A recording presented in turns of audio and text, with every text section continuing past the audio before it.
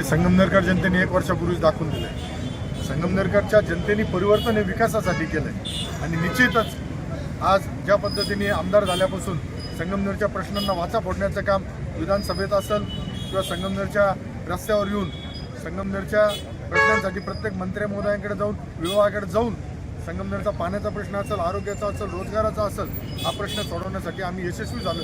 त्यामुळं संगमनेरची जनता जनशक्तीविरुद्ध धनशक्तीच्या या लढाईमध्ये पुन्हा एकदा आमच्या जनशक्तीबरोबर आहे. संगमनेरकर निश्चित त्यांच्या विकासासाठी आदरणीय एकनाथराव शिंदे साहेबांबरोबर राहतील याची मला खात्री आहे. उद्या लागणारा निकाल उद्या लागणारा निकाल 21 तारखेला लागणार आहे, कसं पाहता येतं?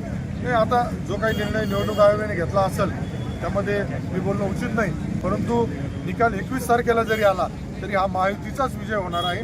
नगराध्यक्ष हा शिवसेना पक्षाचाच विजय होणार असून त्यामुळं निकाल 21ला झाला काय 22ला झाला काय, जनतेने ज्यावेळेस ठरवलेलं असतं त्यावेळेस परिवर्तन हे अटळ असतं, विकासासाठी परिवर्तन अटळ असतं. परंतु 21 तारखेला निकाल होणं म्हणजे बाळासाहेब थोरात म्हणतात की ईव्हीएममध्ये घोटाळा करण्याचे बरेचसे चान्सेस असतात. नाही, बाळासाहेब थोरातांना तेवढं सोडून येतं काय?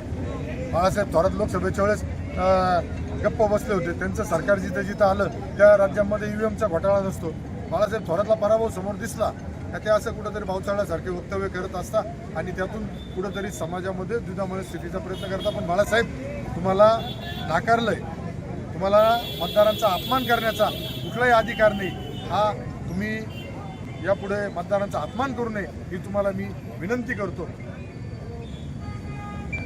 निवडणूक आहे ही शिवसेना भारतीय जनता पार्टी मित्र पक्षांना बरोबर घेऊन आम्ही निवडणूक लढत आहे. त्यामुळे त्यांच्याकडे माहिती चुकीची असू शकते.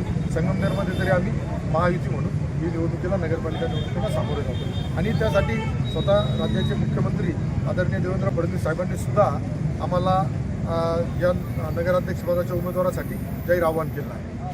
एकंदरीत जर बघितलं तर मुख्यमंत्री एकनाथ शिंदे देखील या ठिकाणी येऊन गेले. मात्र एक आरोप होतोय की मालवणमध्ये ते जेव्हा त्यावेळेस असं दाखवलं जातं की त्यामध्ये पैशाच्या बॅगा होत्या. असं वैभव नाईक जे ठाकरे गटाचे आहेत त्यांनी आरोप केले. सध्या ज्यांना राजकीय अस्तित्वाचा प्रश्न निर्माण झाला आहे त्यांना काहीतरी बोलण्याशिवाय त्यांची राजकीय दुकानदारी चालू शकत नाही. त्यामुळे हे कुठे निरर्थक आरोप आहे. शिंदे साहेबांसारख्या व्यक्तीच्या मागे एवढ्या लाखो करोडो लाडक्या बहिणी उभ्या आहेत, लाडका शेतकरी उभा आहे, लाडका तरुण उभा आहे. शिंदे साहेबांच्या सभेला जो उत्स्फूर्त प्रतिसाद मिळतो, हजारोंनी लाखोंनी लोक त्या सभेत येतात. त्यामुळं वैभवराव नाईकांनी जे स्टेटमेंट केलं हे त्यांचा पराभव त्यांना समोर दिसत असेल, त्यामुळे त्यांनी ते वक्तव्य केलं असेल असं मला वाटतं.